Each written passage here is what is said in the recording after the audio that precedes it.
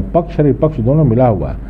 अभी एक ही धरना 3.5 साल में हमारा विपक्ष किया है। विपक्ष क्या किया, क्या कदम उठाया, सरकार पर क्या दबाव बनाया है कि जनता का एक काम आप समय पर पूरा करें। झारखंड भी आंदोलन से ही जुड़ा हुआ था, झारखंड भी आंदोलन से मिला है और भारतीय जनतंत्र मोर्चा जनता के बीच में जाएगी, जनता को जगाएगी और जनता के साथ मिलकर ऐसे लोगों को जो गलत वादे करके सरकार में आते हैं, चाहे वो जनप्रतिनिधि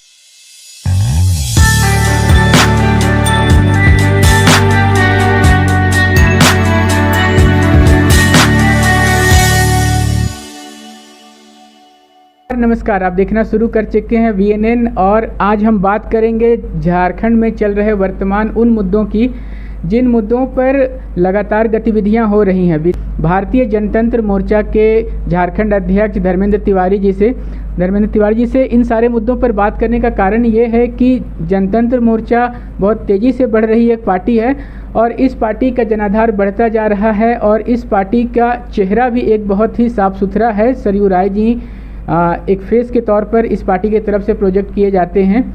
तो इस पार्टी में बुद्धिजीवी लोगों की तादाद ज़्यादा है, तो इसीलिए एक बुद्धिजीवी से ये सारे बात करना बहुत ही जायज़ बात होती है। आज हम बात करेंगे धर्मेंद्र तिवारी जी से। बहुत बहुत स्वागत है सर आपका। जी नमस्कार। धर्मेंद्र जी, जिस प्रकार से आपने देखा कि यहाँ पे 3 दिवसीय छात्रों ने आंदोलन किया, तो इस 3 दिवसीय आंदोलन के बाद क्या लग रहा है कि यहाँ पर जो नियोजन होगी उसमें ये जो मुद्दा बन के उभरा, ये 40-60 का जो है 60-40 नए चल, तो एक झारखंड में सबसे ज़्यादा ट्रेंड कर रहा शब्द है, तो इस 60-40 नए चलतों पे आप क्या कहेंगे? देखिए, छात्र का आंदोलन की जो स्थिति रही है, विगत हमारा झारखंड भी आंदोलन से ही जुड़ा हुआ था, झारखंड भी आंदोलन से मिला है और हम सभी भी छात्र थे, छात्र नेता थे। उस समय में छात्रों का एक अलग व्यवस्था होता था। बहुत दिनों के बाद झारखंड की राजनीति में या झारखंड के रोड पर छात्र को उतरना पड़ा। उसका सबसे बड़ा कारण यही जो बेरोजगारी की व्यवस्था है, सरकार द्वारा उसको लटकाया जा रहा है, उलझाया जा रहा है और जो नियोजन नीति बनाई जा रही है कि 60-40 नहीं चलतो, तो ये 60-40 भ्रामक है। हमारा जो पूर्व से चला आ रहा है उसी पर कम से कम जो आपके पास बैकलॉग था, पूर्व की भी सरकारों ने ज़्यादातर जो भर्तियां हैं वो झारखंडी जो लोग थे, झारखंड में जो निवास करते हैं उनके लिए ही था। लेकिन अभी जो आप नई नीति बना रहे हैं, नियोजन नीति 1932 को आप लेकर के आ रहे हैं, ये भ्रामक है और आपको बैकलॉग जो था वो क्लियर करना चाहिए। युवा परेशान हैं। आज 23 साल का झारखंड अब लूटखंड जिस तरह से हुआ है, यहाँ अभी तक मात्र 10 ही परीक्षाएं हुई हैं JPSC की और वो भी कटघरे में खड़ा है। और रही बात, अभी अलग अलग विभागों में अनुबंध पर लोग वर्षों से कार्यरत हैं, 15 साल से, 18 साल से, 20 साल से। पहले सरकार को उनको नियोजित करना चाहिए, उनको परमानेंट करना चाहिए। बहुत सारे राज्यों में ऐसा 2-3 राज्यों में हमने पेपर के माध्यम से सूचनाएं मिलती हैं कि वहाँ लोगों को परमानेंट किया गया है। तो कम से कम झारखंड में भी जो अभी नई नियुक्तियां हैं उसको क्लियर करना चाहिए, विलंब नहीं करना चाहिए। 3.5 साल हो गया, आप यही बोल के आए थे कि हम लोगों को रोज़गार देंगे, तो भ्रामक वादा करके लोग सत्ता में बैठ जाते हैं और सत्ता में बैठने के बाद लोग युवाओं का, महिलाओं का, पुरुषों का, बच्चों का ध्यान नहीं रखते हैं। सारे विभाग जो हैं उनकी नियुक्ति को देखा जाए तो कम से कम 15 लाख 20 लाख नियुक्तियां हमारे यहाँ आएंगी। तो इन नियुक्तियों को भरना चाहिए और सरकार को इस ओर कदम भ्रामक तरीके से फंसा के नहीं, उलझा के नहीं, एक अच्छा कदम स्वच्छ और स्वस्थ मन से कदम बढ़ाना चाहिए।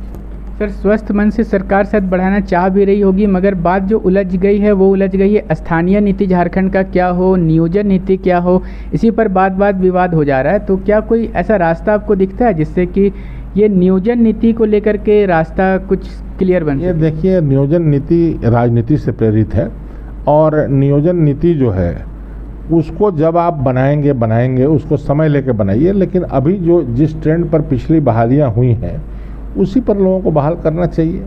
पूर्व की जो नीति थी, अभी झारखंड बने हुए 23 साल हो गया, बहुत सारे लोग हैं यहाँ पर हम लोग के यहाँ आते हैं लोग, उनके लिए कोई नीति नहीं बनी है, उनके लिए कोई नियमावली नहीं बनी है, चाहे आयुष के डॉक्टर हों या और भी अलग अलग विभागों में लोग कार्यरत हैं। तो आज क्या है कि लोग नियमावली नहीं है, इसलिए लोग भटक रहे हैं। तो नियमावली बननी चाहिए, और जो पूर्व की नियमावली जो है, पूर्व की सरकार ने जो नियमावली बनाई थी, उसी नीति पर अविलंब बहाली हो। उसके बाद आपको जिस तरह से नीति बनाना है, यहाँ के जनता को किस तरह अधिक से अधिक लाभ देना है, 100% लाभ देना है, दीजिए। उसमें कहीं कोई रोक नहीं है। केवल आप बोलते हैं, करते कुछ नहीं है। हम बात जरूर करते हैं जंगल की, ज़मीन की, लेकिन कुछ होता कहाँ है। हम बात करते हैं यहाँ के आदिवासियों की, मूलवासियों की, लेकिन होता कुछ नहीं है। केवल हम उनको बरगला रहे हैं, फुसला रहे हैं। हमारे जो नेता हैं माननीय श्री सरजू राय जी, उन्होंने स्थानीय नीति के बारे में, 1932 के बारे में सारा कुछ क्लियर कर दिया, लेकिन उस पर ध्यान नहीं है, लोगों का ध्यान नहीं है। और लोग जब फंसते हैं, जाते हैं, कटघरे में खड़े होते हैं, तो लोग बोलते हैं कि माननीय सरजू राय जी ने ऐसा किया, वैसा किया। सरजू राय जी कुछ नहीं कहते। सरजू राय जी यही बताते हैं कि हमारे संविधान से, सिस्टम से हमारा सरकार चलता है, और उस सिस्टम को आप अडॉप्ट करिए, आगे बढ़िए। जिस तरह जनहित का मुद्दा है आपके पास आया है, उसको जनहित के लिए आगे बढ़ाइए, लेकिन ऐसा लोग करते नहीं हैं। तो कम से कम सरकार को सोचना पड़ेगा। सरकार जिस अवधि अभी उनके पास 1.5 साल का समय है, 3.5 साल उन्होंने बिता दिया, किसी को नौकरी नहीं दिया, तो इनको कम से कम 1.5 साल नहीं, 2-4 महीने में सिस्टम को आगे बढ़ाना चाहिए, लोगों को रोज़गार देना चाहिए। रोज़गार देना बड़ी चुनौती बनी हुई है, और उसको लेकर के आपने देखा होगा कि 3 दिवसीय आंदोलन चला यहाँ पर। तो उस आंदोलन में कई छात्र बहुत ही घायल भी हुए हैं, माथा फूट गया किसी छात्र का। किसी छात्र ने पुलिस के द्वारा ज्यादती करने का आरोप लगाया, और झारखंड बंद भी जो है वो काफ़ी हद तक सफल देखा गया। बहुत व्यापक पैमाने पर पूरे झारखंड के हर जिलों में बंद का असर रहा। तो इसको आप किस तरह से देखते हैं? इसका क्या कोई दूरगामी असर देखने को मिलेगा? देखिए, जनता जग रही है, युवा जग रहे हैं। युवाओं का ये प्रदेश है, युवाओं का ये देश है। युवा जब मरता क्या नहीं करता।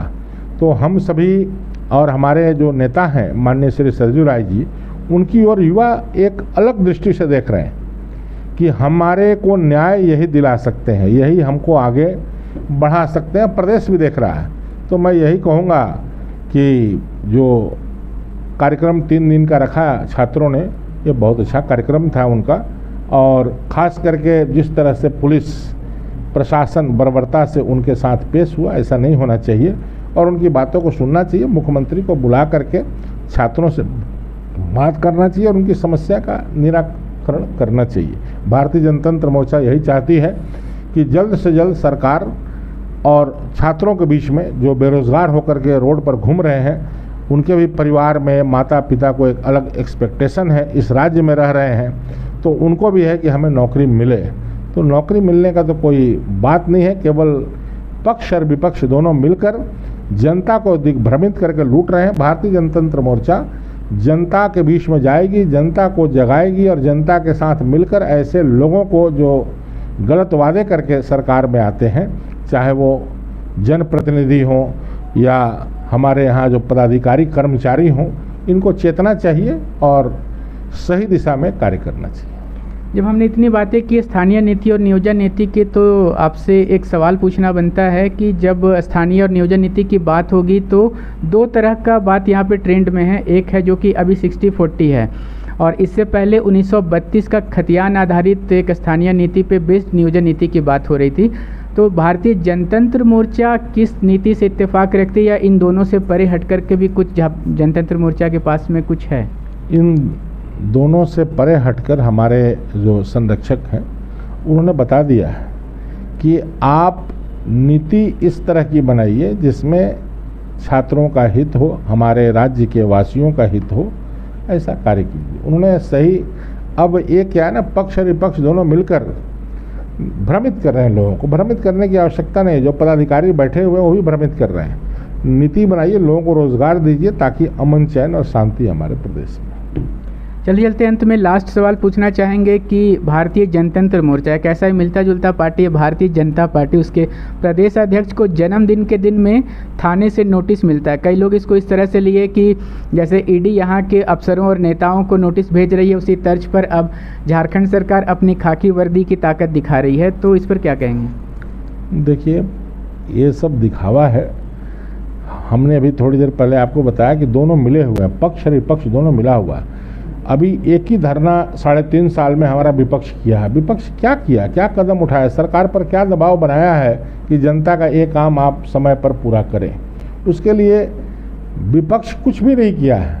तो इसलिए नोटिस देना ये सब आईवास है, और ये सब जो मीडिया के द्वारा जो ये सब बातें ट्रेंड होती हैं, इसका कोई मतलब नहीं है। और वो गलत करेंगे, गलत तरीके से आएंगे, पेश होंगे, तो एक दूसरे पर आरोप प्रत्यारोप चलता रहेगा। तो विपक्ष को जो काम करना चाहिए वो विपक्ष काम करने में कहीं ना कहीं नाकामयाब है, ऐसा मानना है भारतीय जनतंत्र मोर्चा का। और सरकार से ये उम्मीद की जा रही है कि जिस सरकार यहाँ पे विवादों से परे हट करके नियोजन के लिए कोई साफ, स्पष्ट और पारदर्शी नीति बनाए। बने रहें ऐसी ताज़ा अपडेट्स के लिए वीरेन के साथ में। धन्यवाद जी।